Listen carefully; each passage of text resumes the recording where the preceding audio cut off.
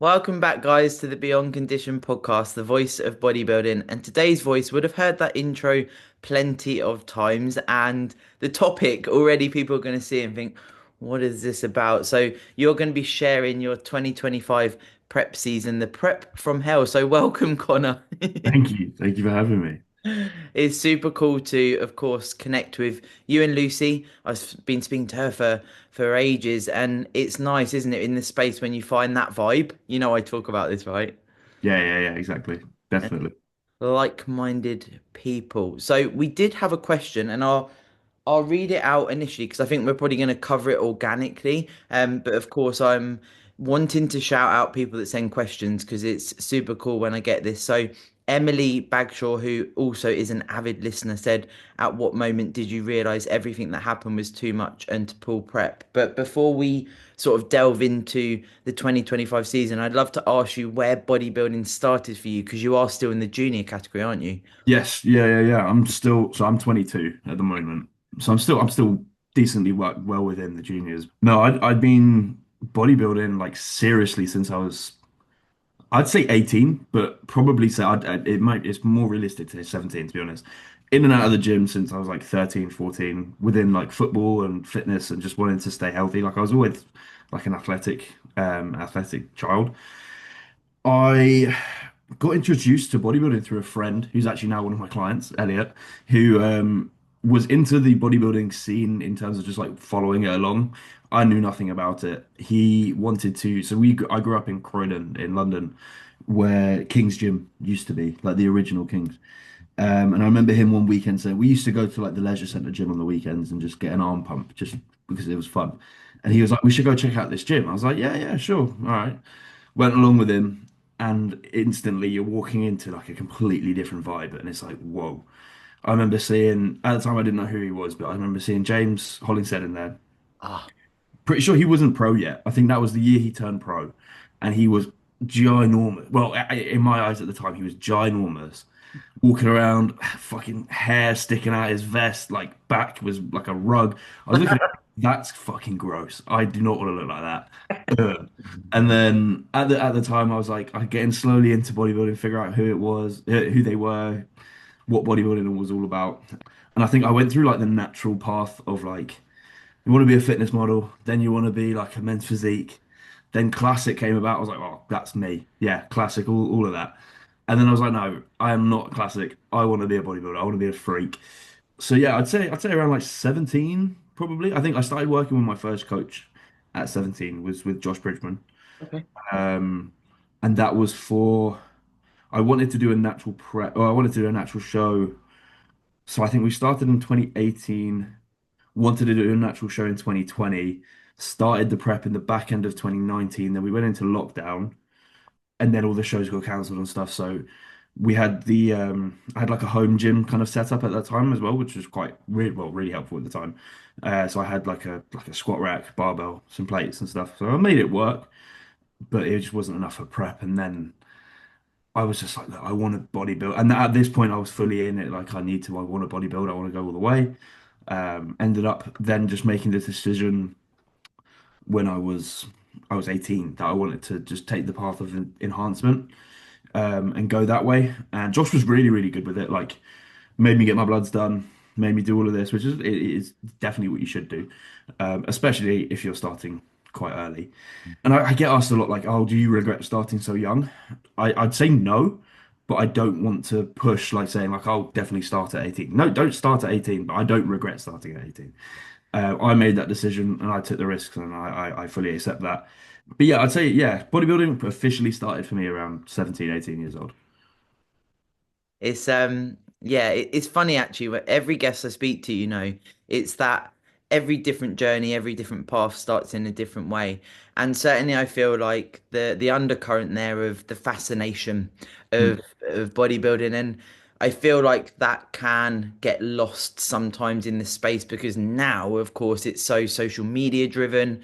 There's I would say arguably more pressure from that standpoint, and it's sometimes there can be this like why are you doing it, because there isn't that fascination at the start to be like, whoa, who are these people, what is this thing? And I feel like as well, again, if that starts and that's your why, and essentially when you start out, you still have the fascination all the way through, and I'm sure you feel that way still now. Yeah, definitely. I think it's still I'm still a bodybuilding fan, like at heart. Like I feel like with the whole social media side of things now, a lot of people aren't actually fans of the sport. Like they're just doing it because they know that they can get something back from it, and it's which is each to their own, and it's fine. But like I am through and through a bodybuilding fan. Like I even if I had to stop bodybuilding myself for whatever reason today, like I'd still follow it. Like I love it. Whereas a lot of people I think aren't really like that anymore, which is it's sad to see, but that's not to say that the fan base of bodybuilding isn't massive like it is. It really, really is. Yeah, when you say it's quite sad, that's how I feel. It's like when I try and sort of accumulate how I feel about potentially how it's going with there's so it's funny because there's a small space, but it's still quite a big space, and it's quite diluted in the UK compared to places like the States. And I'm like, it's quite sad to sometimes see how it's going and how actually there's so much more of a rate of, bad experiences with bodybuilding compared to years ago when we look at, food disorder realms and various other things that go on. And I'm just like, oh, the true essence of bodybuilding, when it gets lost, it's like, oh God, I can feel it in my heart. I'm like, don't get emotional about this. You can't control everything, but it is what it is. So, with when you started out as a bodybuilder, did you have quite a big support network then, or was it mainly your friend that sort of introduced you to it? Um, to be honest, it was mainly my friend. And we were going to King's every now and again together. And then other than that, we were going to like the leisure centre or whatever that was local. And then so at the time I was like quite decent at football, so I was still playing football a lot. He was like playing hockey. So like we were both kind of busy doing our own thing. So we weren't always going together, but I remember like I fully stuck with it quite a bit more than he did at that time. So I was going making the journey to King's on my own, like quite frequently before I was like full time going there. And I made few friends that were like working at that gym at the time, which was really, really nice because I was like the youngest one there by a lot. Like at that point, there wasn't many people going to Kings that weren't like hardcore bodybuilders. And I was like, I remember being so scared that first time I went that I was like, I don't think we went back for like another 4 or 5 weeks. Like I was like, I'm not going back there. I'm not ready for it. Yeah. I was like, I need to figure out what I'm doing first, and then I'll be able to go in, have a plan at least. Because I think I did like a full body workout, and people were just like, "What are you doing?" But yeah, I'm pretty sure I was like on the AstroTurf, like doing like football stretches and shit. I was like, well, I don't know what I'm doing here. But yeah, no, I think I built up a community over time. But at the start, I think it was kind of just me figuring it out. A lot of the people I was following at the time online were like, what's his name? Ryan Terry was one of them, but it was more. Steve Cook, you know the old like Gymshark athlete. So he was like a men's physique competitor. I'm pretty sure he was pro at the time. He went to the Olympia or something. I remember he was one I was following a lot, and then like Andrew Dayu. This is when I was like fully wanted to be men's physique. So I was like, I'm just gonna follow what these guys are doing. So I started copying them, and then it came to a point where I was just like watching people at Kings and kind of copying them. Basically, just looking at James, being like, right, I'm gonna do what you do. So I was like kind of following him through his session, just watching him in the corner of my eye, like, all right, I'm gonna go on that next. So it kind of built that up, and then I just made friends there, and then slowly just built up a nice community through that. I'd say. I feel like as well, you've just touched on there, probably the essence of James maybe contributed to the training intensity and your intention when you train. Because I feel like, again, having a positive role model in the space, even if it's someone like that you don't know as such, and you watch and you learn, it's like I always think, can you teach training intensity to a certain degree? But if you have these positive influences in the space, it's Mm. like, so how did they get there? And a lot of people think, oh, it's just PEDs, and it's like, no, it's a bit more than that. But if you can see that and mirror that, then it really helps to build again that true bodybuilding of, when you arrive at the gym, it's like this is fucking go time, and that's something I try and spread, of course, and teach my clients, as it were. But that in person, did you find that was impactful to just see how he trains? 100%. I think so. They had like a sort of reception bit with like a few tables. I remember sitting at the front, kind of just watching him through his session and just being like, right, cool. I'm gonna copy that. I'm gonna try and do exactly what he does. And like the intensity is definitely not where it was what he was doing, but I was trying to just emulate everything he did because I was like, well, he's massive and it's obviously done something. So at this point, I was probably naive to the fact that he was on PEDs as well. So I was like, that's how he's got big. I'm gonna do what he's done. And I'd say that's a huge, huge component to, I'd say you definitely can learn intensity just from kind of watching, as long as you actually apply it rather than watch it and then just continue doing what you're doing. Mhm. I think you can learn it. I think you can learn it, especially if it's earlier on in your training. Like this is within the first year of me taking weight training seriously. Mhm. I think if I was to do it like now and try and relearn intensity, it would be a little bit because like, you get stuck in your ways. Like you know how it is, and you don't really want to change it. Yeah, yeah, it is as well. It's like I was speaking to someone at the gym actually about this, a similar topic, and he was like, until I got a coach, I was doing the movements that I preference, and I've certainly done that. We've all sort of gone, oh, I really like this movement, I really feel it. Maybe it's a body part you want to work on, Mm. but then having a coach to help construct a training plan as well, it's like you're not going to be preferencing just what you like, and of course sometimes it's like, oh, fucking hate this movement, but then you often get the best bang for your buck when you're doing Yeah. the movements that are maybe out of your comfort zone as well. And again, when you look on social media and stuff, it's like, what the fucking, and like, what does a training plan look like these days? Like, how do I Mm. emulate this? And of course, I'm sure you're going to be the same because you're a coach in the space. It's trying to work those clients as an individual and explain as well why we're doing certain movements, right? I think a lot of the time it is the movements that you don't enjoy that you need to work on. The more often than not, and I'm speaking from personal experience, the movements you don't enjoy them because you're probably not strong at them. And that's what you need to get strong at is the ones that you're not strong at. So it's like for me, any sort of glute work I hate because I'm not strong at them, because I can't do them properly. Now that's something I'm trying to really focus on this off season is learn how to actually train my glutes. And not just like hip thrust loads of weight, but like actually use my glutes to hip thrust it. So it's like I hate doing them, but I'm doing them because I need to. And that's something you need to learn. And it's like I avoided that the whole time. And I was like, I remember getting back on stage this year and looking at my pictures. I was like, didn't improve there. So that's wake up call. I need to fucking fix that. Yeah. Um, and it is that is the case. It's doing the movements or having the coach to tell you like, look, this is the areas you need to work on.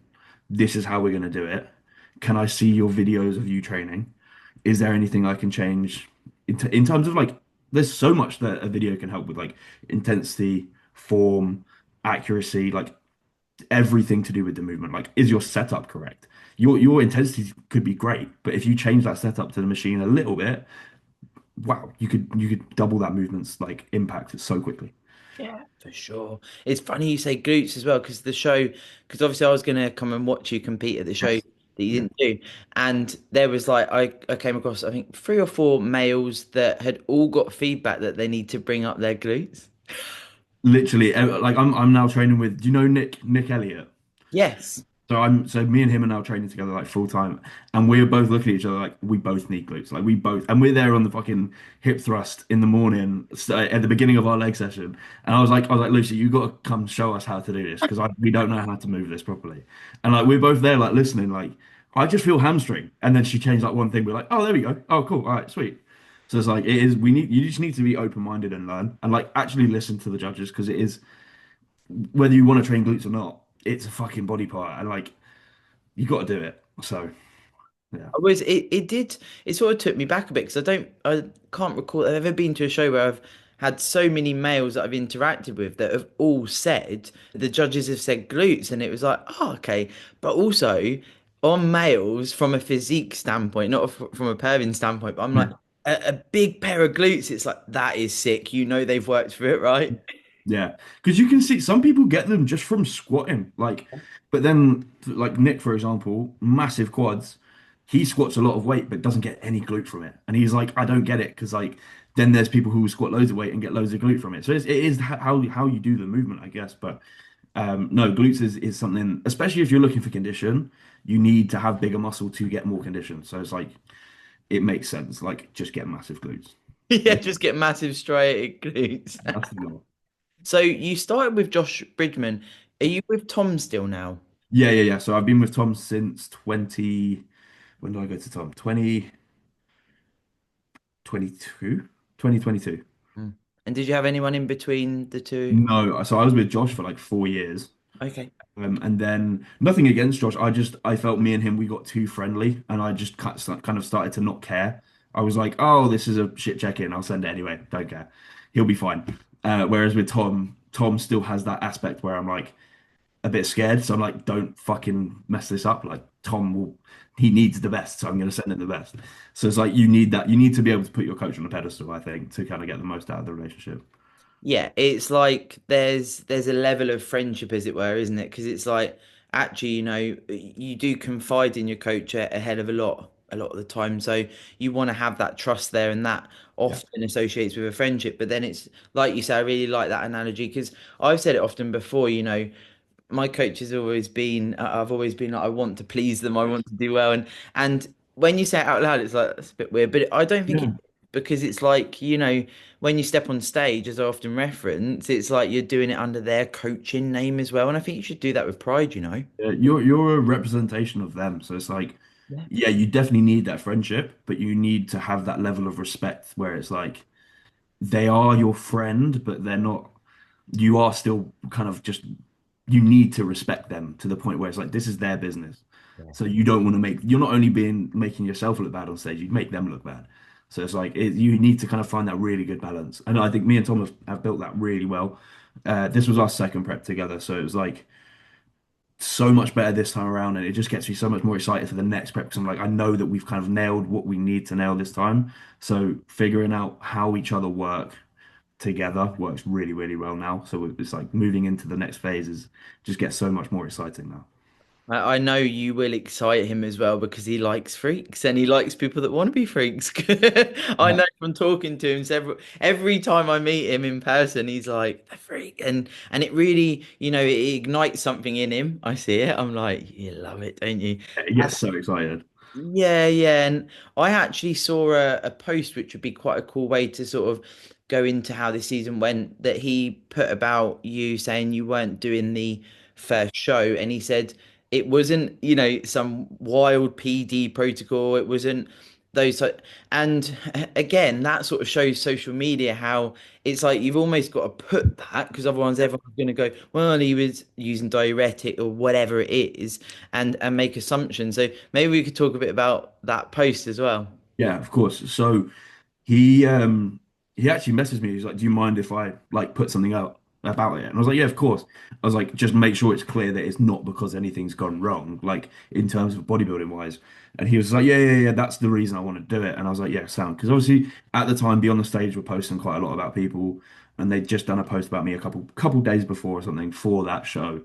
And I was like, I don't want anything to get twisted. Whereas, like, because if I didn't actually put out like a message about it, I didn't want it to be like, oh, because he's in hospital because of this or because of that or anything like this. It was nothing to do with bodybuilding. It was just like a freak accident, not even an accident. It was just a freak kind of occurrence that just happened.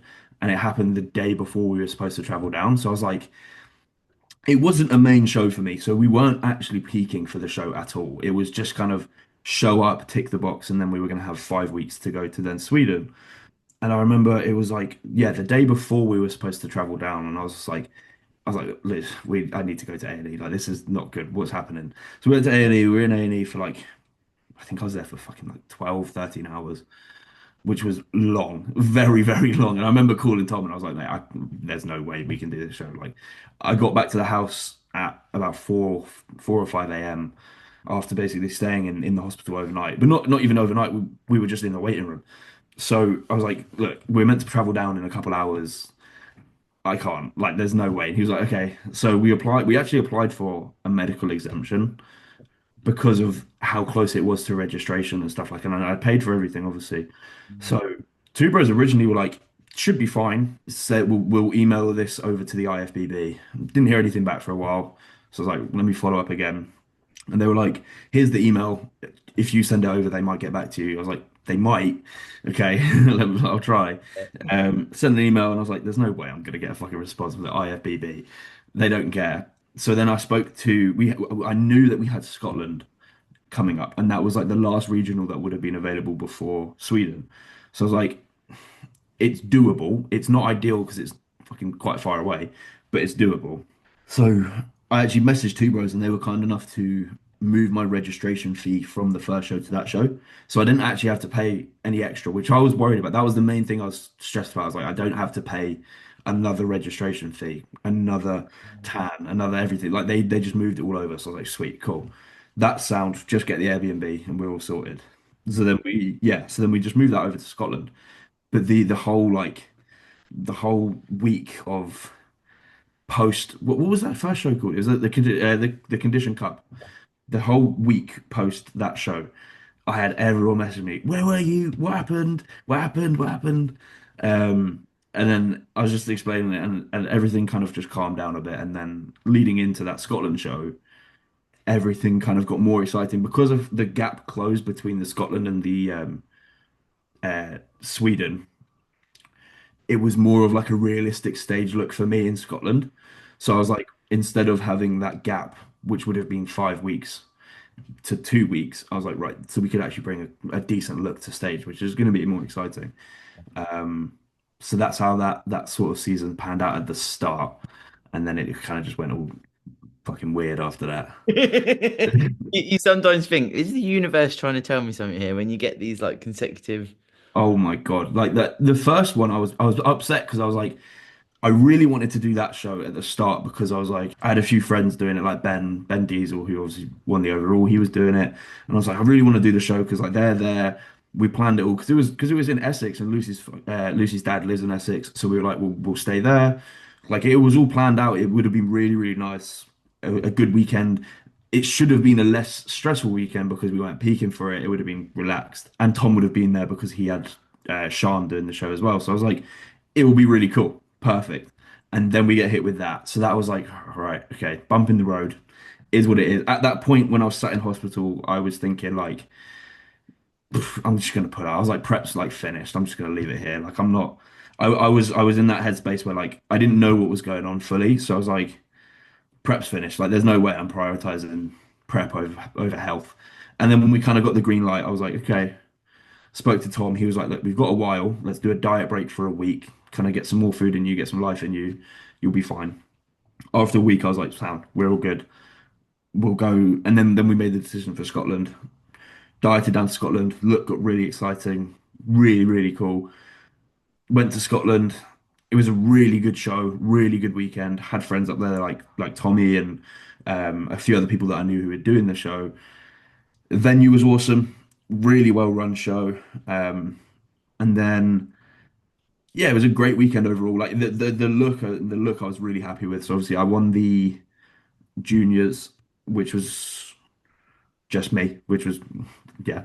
And then I won the light heavies. So I was actually going into the light heavies thinking like, because I was middleweights the year before, so the light heavies was more of like a let's see where we stand against slightly bigger people. And it was a stacked lineup. Like I think there was five of us, and I came out and I was on the edge at the start, and then I got moved straight into the middle, and then it was me and this guy called Kieran, and then they moved me and Kieran, so I was like dead center in the middle, and I was like buzzing. I was so happy.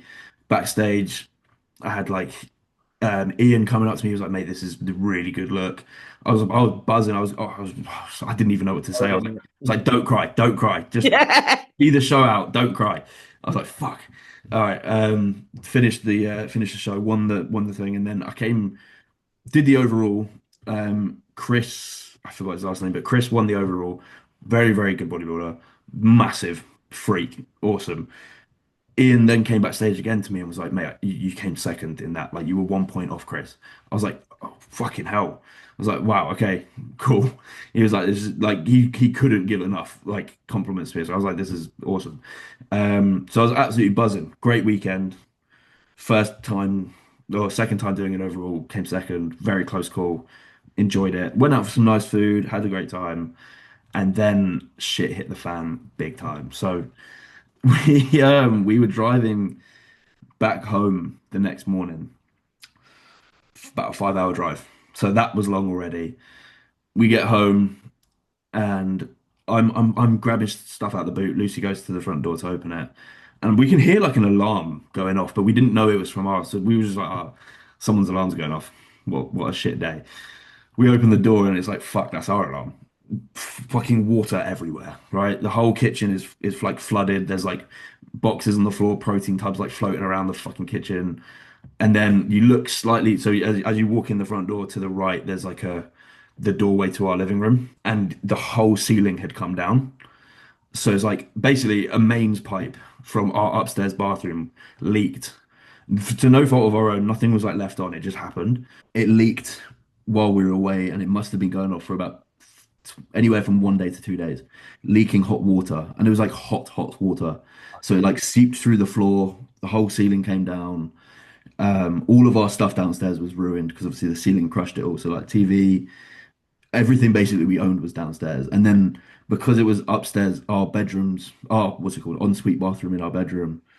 So all the carpet was wet. So all the clothes on the floor, everything under the bed, that was all soaked, damp on the bed, mold.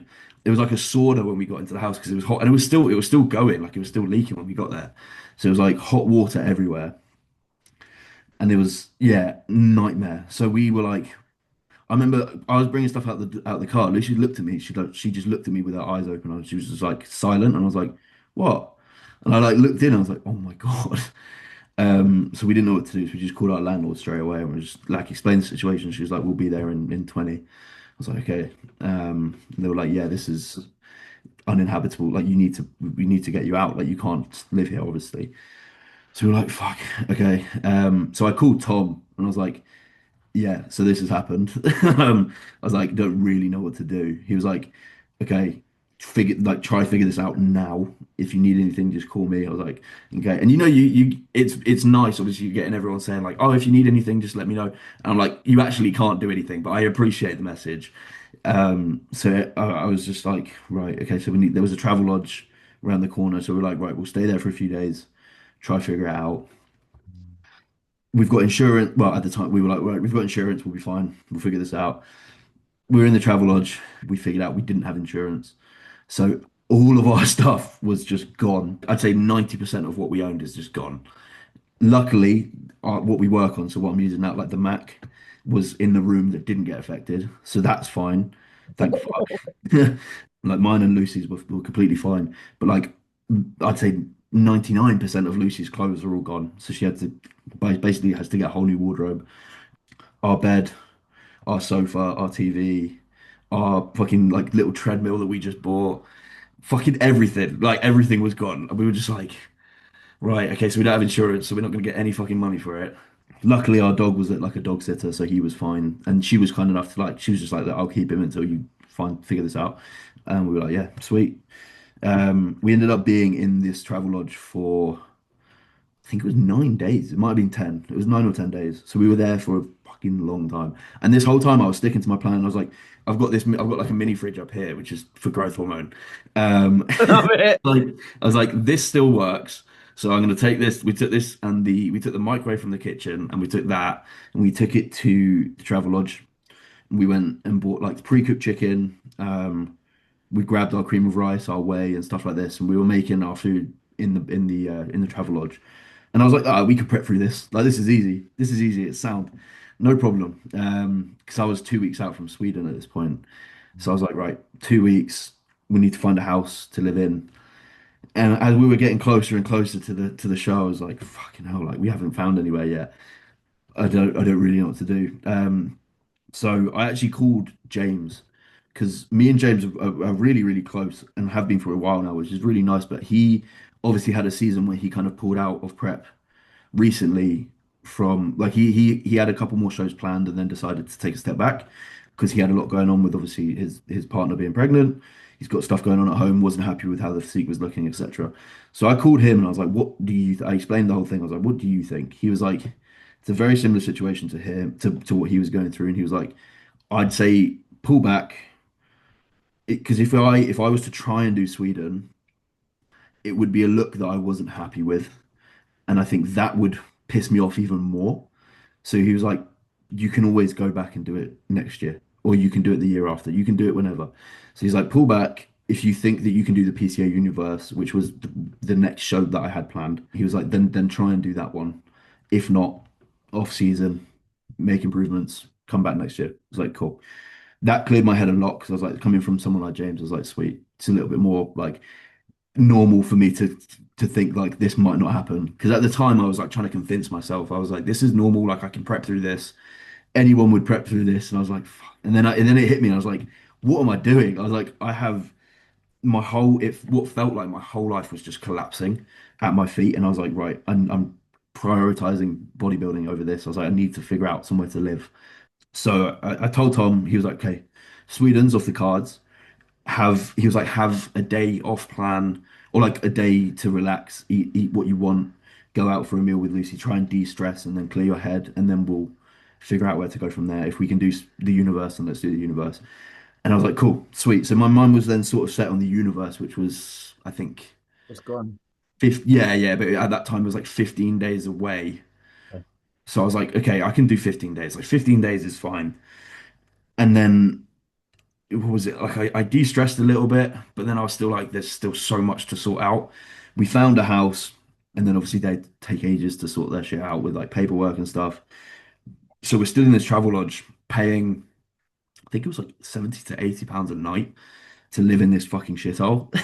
In Which one ended room. up being like we paid more for those nights than we would have. No, no, sorry. The amount that we paid for that travel lodge was half of what we would have paid for a month's rent at the other house. So we were like, we're paying a lot of money to live in this fucking hotel.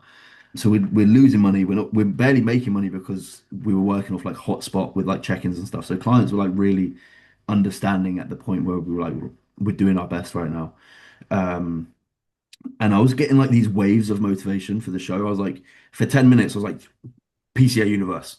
I can prep through this. I'm going to take the title. I'm going to do this. I was like, yeah, yeah, I can do it. And then literally 5 minutes later, I was like, what am I doing?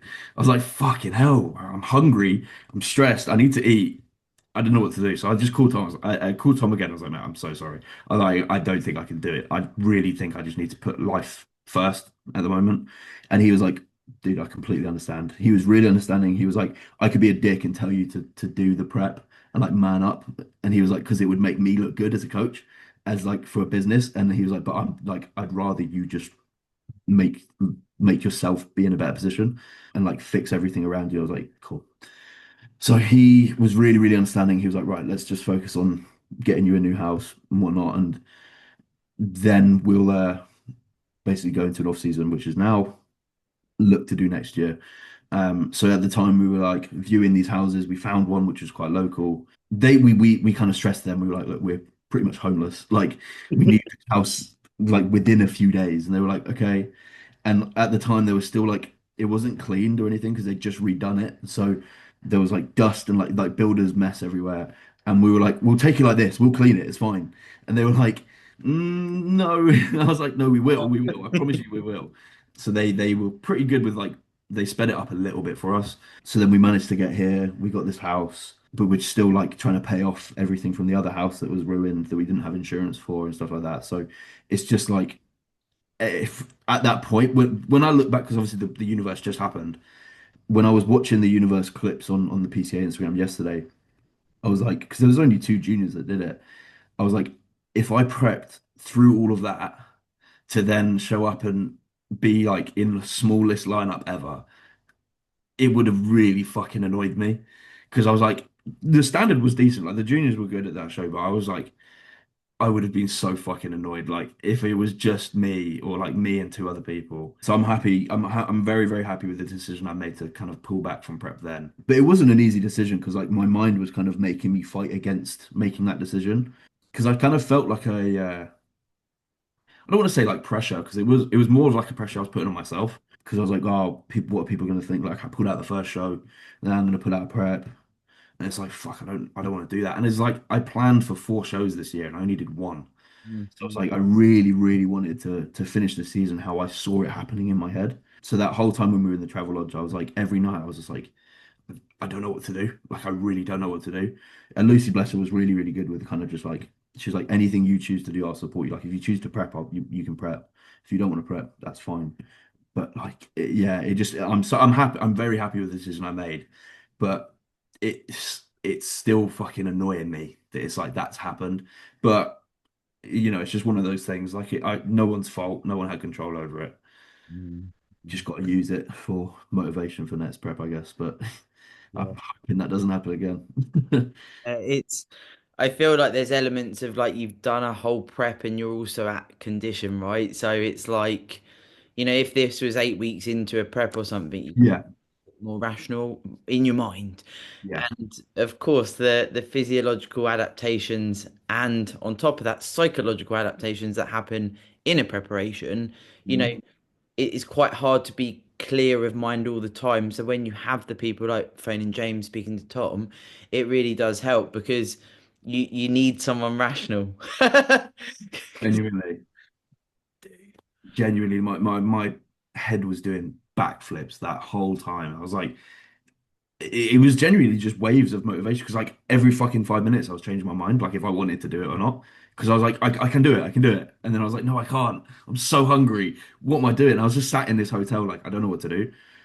And like, yeah, I'm definitely happy with the decision. But at the time, like you said, especially with like at that point in prep, like when trends in, your brain isn't really there. It's like I'm the because trend doesn't normally affect me like that, but like with everything that was going on, I definitely feel like it was playing a role to kind of maybe push me in one direction, and then my actual brain was telling me to go the other way, and I was like, "Fuck, I don't know what to do."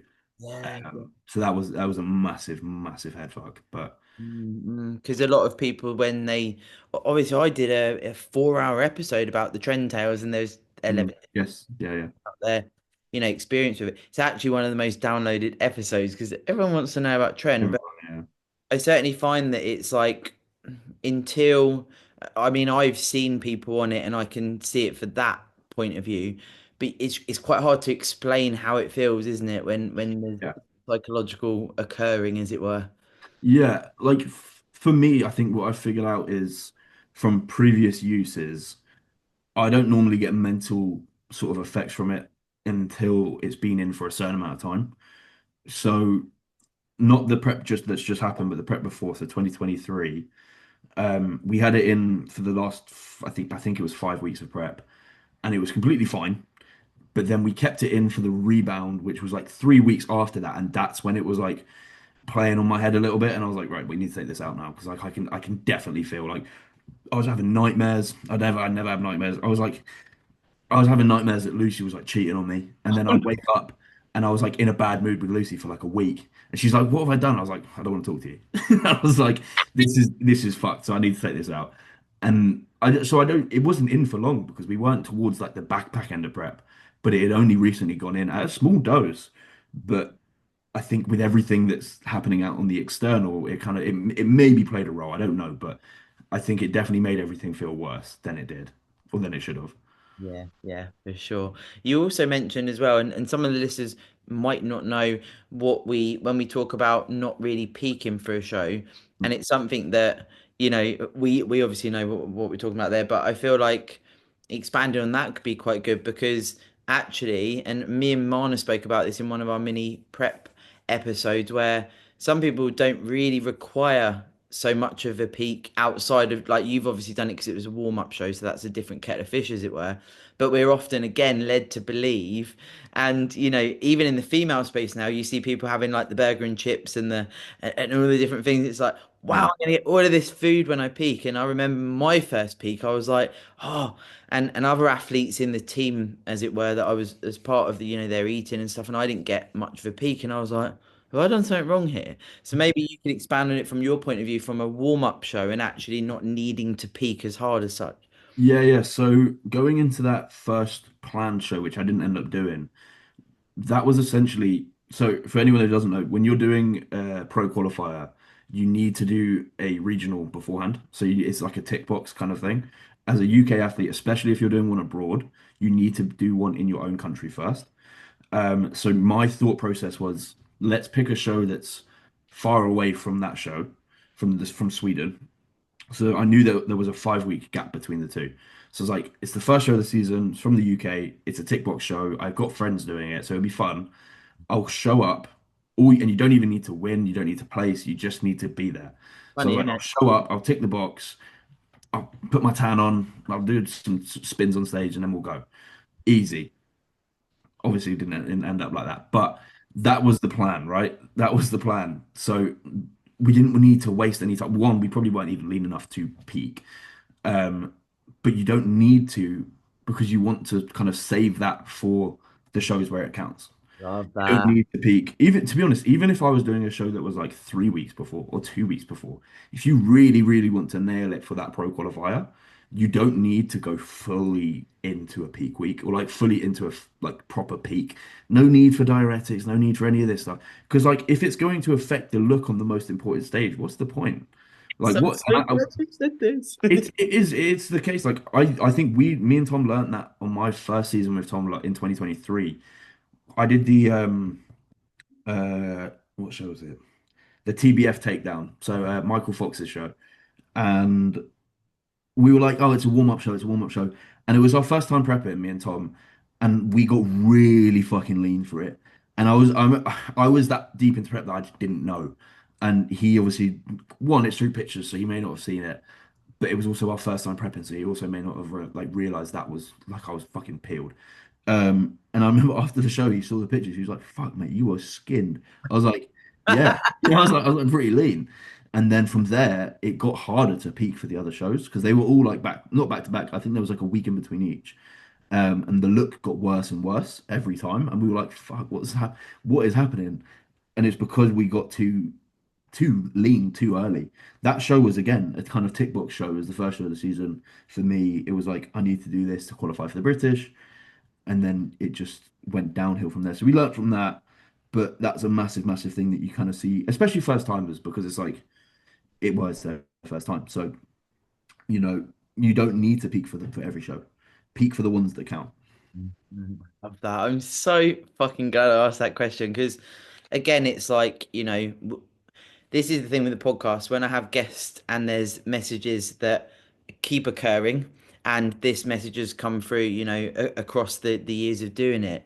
It is so important. Now, what I also love is that you as the athlete, you're not going, I need the food, I need the I need all of these things. You're like, oh right, okay, I understand it. So that in itself shows that you've got a good coach that explains it as well, but also your level of understanding into the sport. And this is again something that I think is so important if you're looking at longevity in the sport, is to learn as the athlete so Yeah. that you adhere to the plan for one, but also your understanding of what you're doing. And like you say, you learn from the first prep rather than, oh, well, we got it all wrong. Why did that happen? It's like, no, we learn from that first prep. Again, you see people coach hopping if they don't get the placements they think, or they blame the coach that, but it's really nice and refreshing to hear that, Connor, to be honest, because it is that first prep with someone. I mean, it could go extraordinarily well, but it also could bring a lot of lessons where you need to grow as a partnership, right? Exactly. It is a partnership. Like it is as much as we were saying earlier, like you kind of need to put your coach on a pedestal. You do need to work together because it is a two-way thing. And yeah, you can have a great first season together, but you can't just expect that to happen. Like that coach needs to figure out how you work. And you also, that being said, in the same breath, you need to figure out how they work. So it's like building that doesn't come easily sometimes, or doesn't come quickly, rather. So that first season where things kind of started to go wrong, we took that into this prep and we kind of figured out a better way to that works for me and that works for him, which worked really well. Where we dug for, let's just say 3 4 weeks, pulled off a decent amount of weight, then we did a little diet break, topped up. My body kind of just needed a little bit of like a, so I wouldn't even say it was a refeed because it was more like, right, we're going to triple your calories for 4 or 5 days, then we'll go back into a diet. Cool. And we did that like 3 or 4 times, and it just got better and better and better every single time. Like I think the whole prep from the start of prep to where my lowest was before I got on stage in Scotland, we only lost like 7 kilos. Whereas in that first prep that we did with Tom, I think I lost like 20 kilos. So it was like, it worked way better, way, way better for me in terms of just keeping me alive, like not just fucking draining me of everything. So figuring that out, and like you said, the coach hopping thing, a lot of people will just have a not even a bad experience, but a prep that they wanted to go well, maybe didn't go well, and they're like, right, I need a new coach. No, let that coach, because that could happen again with a new coach. So just let the coach you were with, unless they really fuck it up. Yeah, unless they're a fucker. Yeah, yeah. Then kind of let them learn and then do it again. because it will only improve if they're a good coach.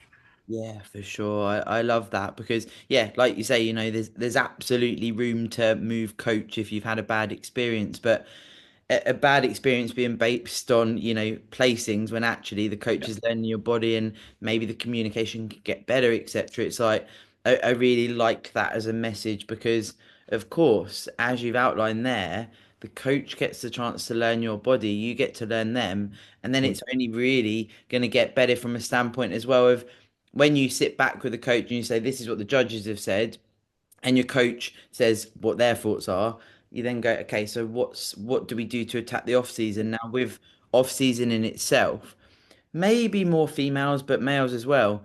That can be quite a hard space when you come out of your season to, obviously the reverse out and then the off season. Are you good in off season or do you find either phase harder or Um, I'm a little bit of both. I find dieting easier at its hardest. So essentially, when I'm at the back end of prep, I find that a lot easier than when I'm at the back end of off season. When I'm full and my appetite's gone, I'm out. Like I genuinely hate, I cannot do it. Um, so obviously going into this off season, we'll figure out stuff that we learned from last off season to kind of make the appetite thing better.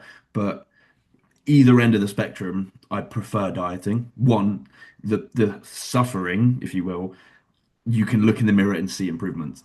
The suffering at the other end, you look in the mirror and you fucking hate yourself. So it's like, not breathe? yeah, exactly. I've never been too good with post-show phase, like ever. First season with Josh, I made the mistake of leaving Josh after the season was done. So Uh, I ate and ate and ate and ate and I hated it. And uh, that's when I went to Tom. So I was like, Tom, you need to help me. Like, I'm fucked. I'm a potato. Yeah, yeah. I was like, please help me. And then that second season, again, like I wasn't as bad. I got better from the first one, but it wasn't perfect. This one, better than both of them, still not perfect. One, I'm gonna give myself a little bit of leeway because of what was happening in the external. However, I'm so for in comparison, first prep with Josh, I think within 2 weeks I was about 40 pounds up, which is horrible. Horrible. That's Worst I've growing. felt ever. Then second prep with Tom, or first prep with Tom, sorry, second prep for me, I averaged about 10 pounds a week for about 3 or 4 weeks. So I was about 40 pounds up in 4 weeks, which is better than the first time, but it's still not where you want to be. This time I'm 20 pounds up in 4 weeks. Okay, so So way better, way better. Still, I'd like it to be a little bit slower, but to be honest, with everything that was going on, I was sort of, I don't want to say stress eating because that sounds like a disorder. It wasn't stress eating. I was eating to kind of give myself energy to find a house, which is my excuse for snacking. But if in my head, if I can take that with each prep and get better each time I do it, more than happy to have these mistakes now rather than when you're a pro or when you're going for fucking Olympia or whatever, right? I'd rather learn and make these mistakes now and also be able to learn from it for my client's sake and figure out how they're going to deal with it with their first prep or their second prep and be like, look, this is what I did. We can relate.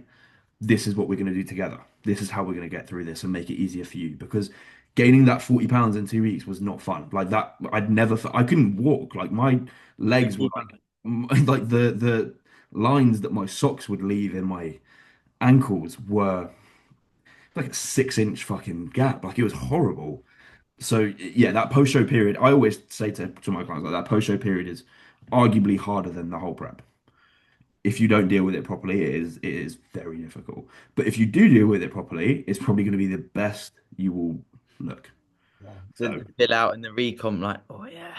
yeah, you will enjoy it a lot more if you can just.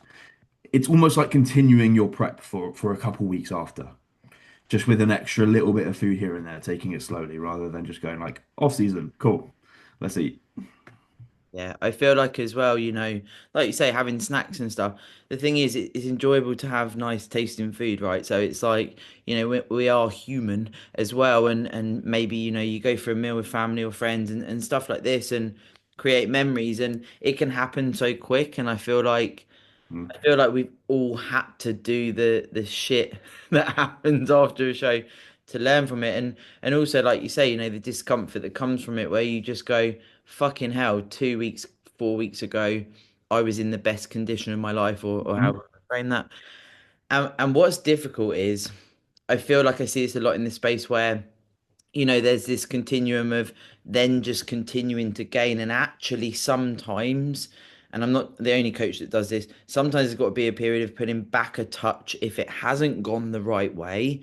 I'm not saying going back into a prep deficit, but sometimes we've got to, use some of the tools to actually come back a touch and then go back in. I remember Big Nath came on and he was like, I got a reverse out with a client, a big guy client wrong. I put his calories up quite high, and the weight went on too quickly. And we've actually had to do a mini cut 8 weeks after a whole season.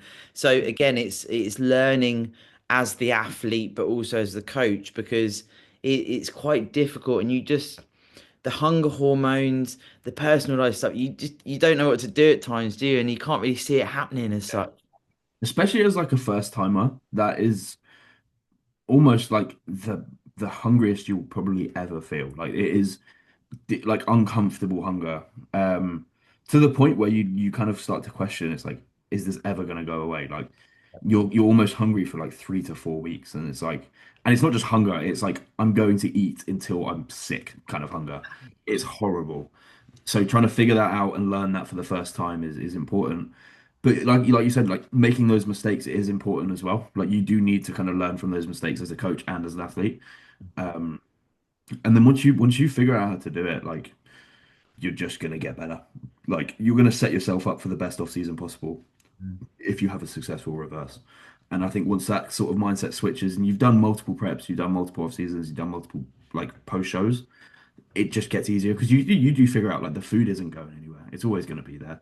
I'm just going to be hungry for a little bit. That's fine. But that first time, it's like, oh my God, all this food's here. Let me eat it now because it's not going to be here. Chill out. You're fine. You're It's good. everyone around you, isn't it? Like, you're really lean, you should eat this. And again, that's something that's important. It's like setting up, what does the couple of days after the show, in ordinary circumstances, of course, you had a very different Yeah. preparation, but Yeah. it's like, can we look at quality moments being made? Because you can or cannot get it where, backstage everyone starts it, and it's this like peer pressure mentality of like, we've got to eat as much as we can. And of course, everything tastes fucking wonderful, and you've got the capacity of a fucking horse. hmm Exactly. I think what I found as well was like my my eyes were a lot bigger than my stomach. So it's like I'd look at something and be like, yeah, I could eat that. And then I start eating it. I'm like, oh, I feel a little bit sick here, but I'm gonna keep eating it because I feel like I have to.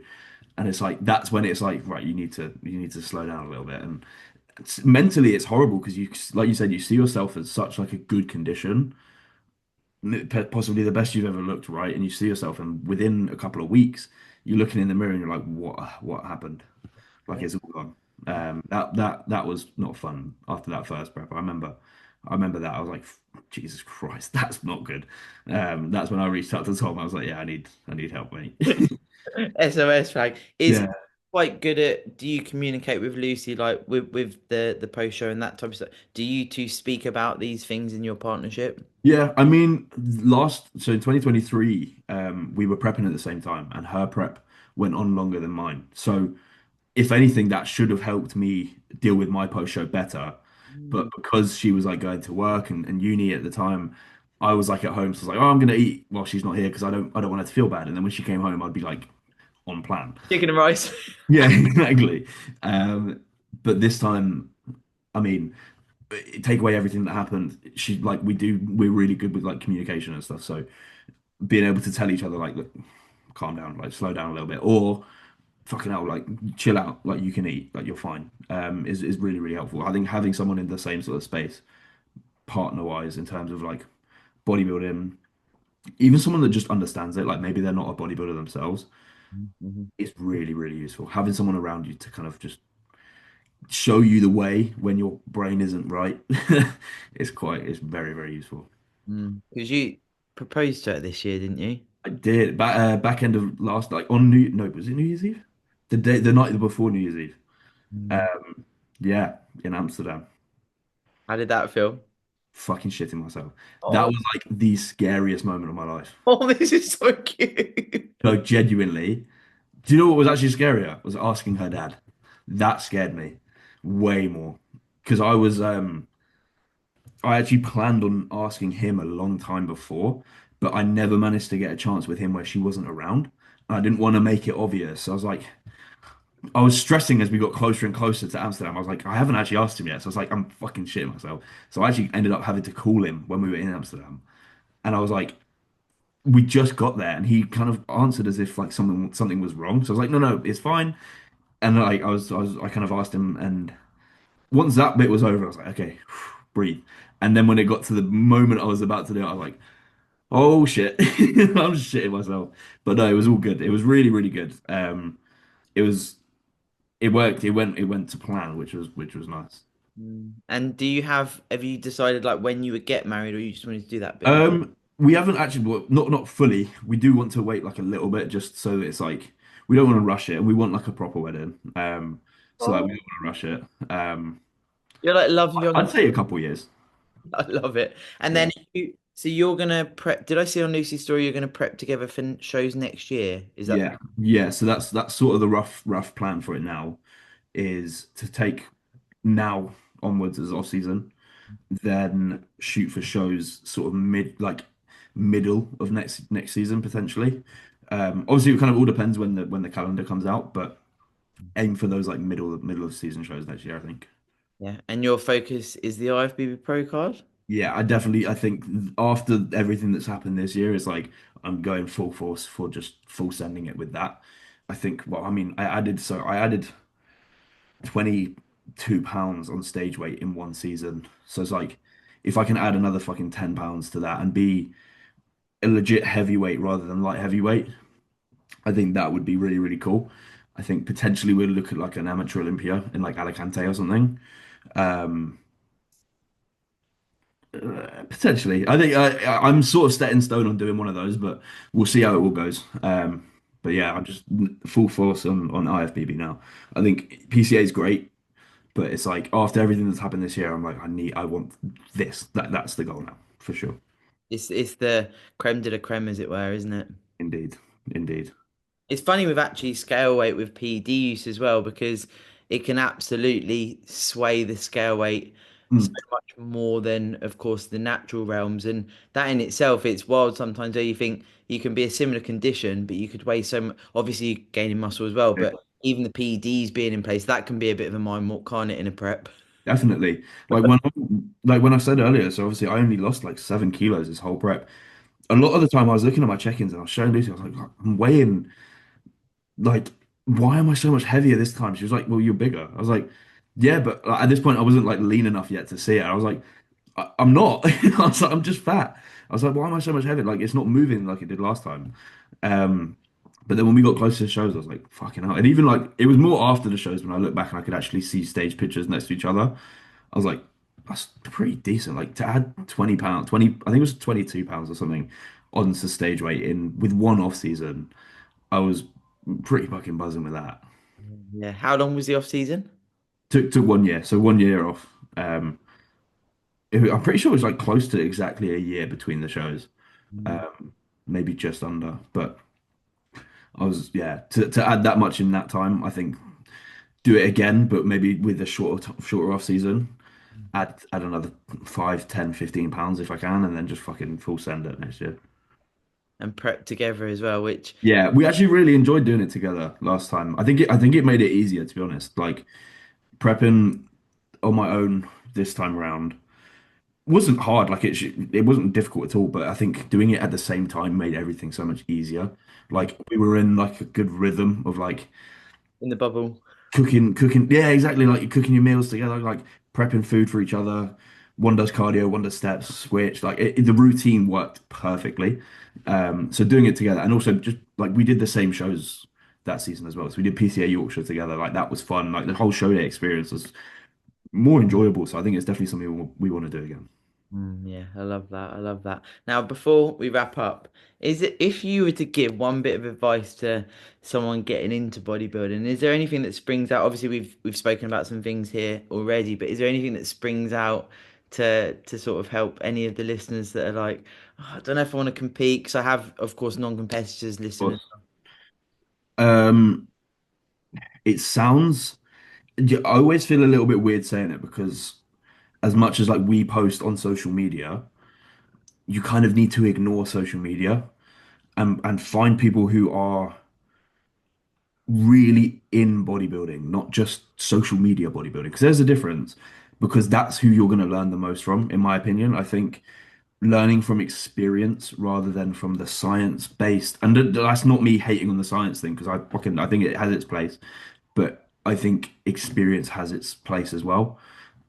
James is probably one of the least sciencey people you'll ever meet, but I've learned everything from him. Like so much from him and from just experience because he's been there and done it and he's learned. Like learning from people like that is who you need to try and seek out. Having that sort of role model, and that doesn't just have to be one person, it could be multiple people. Again, doesn't also need to be someone you know Yeah, in person. You can find someone online like for me, like Fuad Abiad, like his podcast, you learned so much through that just from hearing them talk about their experiences. That type of thing, rather than looking at and this isn't me hating on them, but like Jeff Nippard and the science base, like, because they're great. They have their place, but well, I don't know. He's not a fucking mass monster. If you want to be a mass monster, listen to the mass monsters. yeah, there's a difference, isn't it, as well? The aspirations of, and again, you can't look like anyone else, but if there's an aspiration of like, whoa, this person is a giant, I want to be a freak, makes sense to, of course, try and seek that inspiration, and also, I feel like to a certain degree, you can sort of sniff out who the people, the real people are, and Yeah. what you can, actually aspire towards, and I love that. I love that message. Oh, what a great bloody episode! I knew it would be, and of course. Thank you so much for your time. Thank you for having me. It's been ace. Now, if anyone wants to reach out, if anyone wants to talk to you about coaching or reach out to you, is Instagram the best place? Yeah, Instagram would be the best place. I'll put your handle in the Thank description. you. IG. Of course. Thank you for listening, guys, and thank you, Connor. We will speak real soon. Definitely. Thank you. Bye.